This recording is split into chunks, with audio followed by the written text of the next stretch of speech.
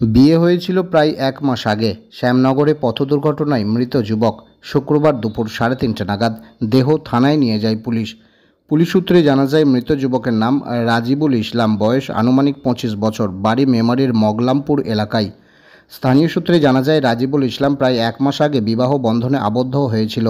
এদিন শ্যামনগর সংলগ্ন এলাকায় বাজার করতে বেরিয়েছিল বাইকে করে। বাজার সেরে বাড়ি ফেরার পথে শ্যামনগরে একটি কালভার্ট ব্রিজের কাছে ঘটে এমন মর্মান্তিক পথ দুর্ঘটনা। বাইকের সামনে একটি কুকুর চলে আসায় সজোরে ব্রেক ধরার ফলে রাজিবুল ইসলাম নামের ওই বাইক আরোহী নিয়ন্ত্রণ হারিয়ে বাইক সহ একটি পিলারে গিয়ে ধাক্কা মারে। বেশ কিছুক্ষণ সেখানেই রক্তাক্ত অবস্থায় পড়ে থাকে রাজিবুল ইসলাম।